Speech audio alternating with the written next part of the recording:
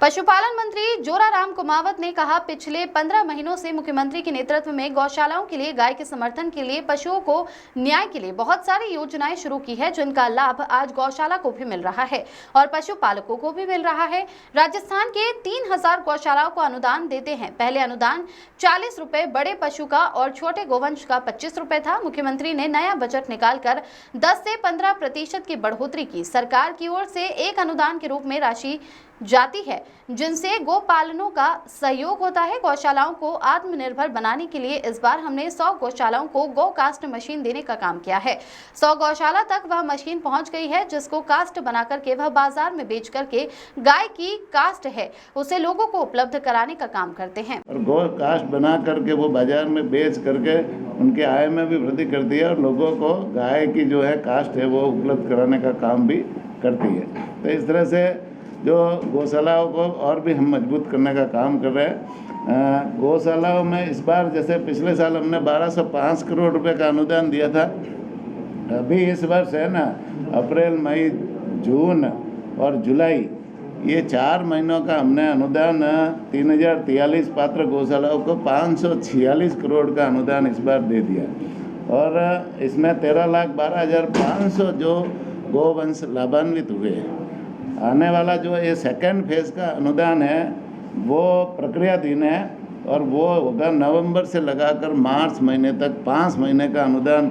अभी जैसे उसका पोर्टल खोला था, पोर्टल में उनके आवेदन आ गए और आवेदन आने के बाद में जैसे सारा का सारा सिस्टम तैयार हो गया और उसमें 811 करोड़ रुपए की स्वीकृति के लिए फाइनेंस को भेजा हुआ। वो शीघ्र फाइनेंस से स्वीकृति आते ही ये अनुदान भी हम गौशाला वालों को शीघ्र जारी कर देंगे। इस तरह से ये जो गौशाला को मजबूत करने के लिए अनुदान भी हम दे रहे हैं सरकार की तरफ से। साथ ही साथ में जो हमारे जो कई नंदी है जो बेसहारा रोड पे घूमते हैं या गाय भी रोड पे है या कहीं पर जैसे किसान के खेतों में नुकसान करती है और उनको जैसे हम ज़्यादा से ज़्यादा गौशाला कैसे खोले, नंदीशाला कैसे खोले, इस बारे में राजस्थान सरकार की जो योजना चल रही है उनको हम ज़्यादा से ज़्यादा बढ़ाने के लिए प्रयास कर रहे हैं। एक तो है पंचायत स्तरीय गौशाला, जो वहाँ पंचायत स्तर पर खोल करके उनमें 90 लाख रुपए हम सरकार की तरफ से देते हैं और 10 लाख रुपया उन गौशाला संचालकों को लगाना पड़ता है। इस तरह से ये अनुदान के रूप में 90 लाख रुपया निर्माण के लिए देते हैं। उसी तरह से पंचायत समिति स्तरीय नंदीशाला, उसके लिए हम 1,56,00,000 की योजना है, उसमें 10% राशि गौशाला वालों को लगाना होता है। एक जिला स्तरीय गौशाला और एक गौशाला विकास योजना है जिसमें 1 लाख रुपये गौशाला वाले लगाते हैं और 9 लाख रुपया राजस्थान सरकार गौपालन विभाग देता है।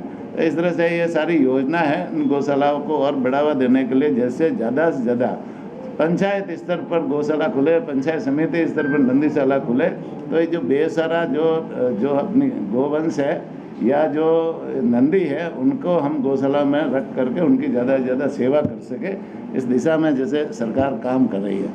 साथ ही साथ सरकार ने और भी बहुत सारी योजनाएं शुरू की है, जैसे गौशालाओं गायों के लिए जब लंपी के समय में बीमारी आई तो उस समय जैसे बहुत सारी गायों की उस लंपी के कारण से मौत हुई, लेकिन अभी जैसे पिछले वर्ष भी लंपी का हमने वैक्सीनेशन करवाया था। इस बार भी हमने लंपी के लिए, लंपी वापस नहीं आए और उसके लिए पहले से हमने वैक्सीनेशन की शुरुआत की और इस बार 1,11,57,000 गोवंश को वैक्सीनेशन करने की हमारी जो योजना है। और अभी जैसे गौशालाओं में सबसे पहले गौशालाओं में वैक्सीनेशन हो रहा है, फिर उसको घर घर जाकर के पहुंचा करके हमारी टीमें हैं, पशुपालन विभाग की टीमें जाकर के गायों के वैक्सीनेशन के लिए काम करेगी, तो जिससे उनकी गायों की रोग प्रतिरोधक क्षमता बढ़ेगी, तो ये जो मौसमी बीमारी है ये नहीं आएगी। पिछले साल अभी जैसे कर्रा रोग जैसलमेर में आया, हर साल आता है, तो उसके रोकथाम के लिए भी हमने अलग से व्यवस्था की और वहाँ पर अधिकारी टीमें भेज करके उनको कर्रा रोग को भी कंट्रोल किया और उनसे जो है ना कम से कम मौतें हुई, तो सरकार ने उसे बचाव के लिए भी प्रयास किए।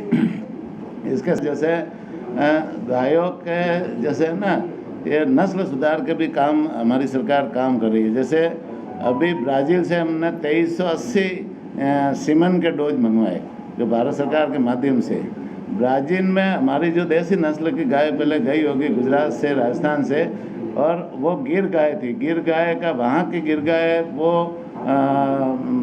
40 से 50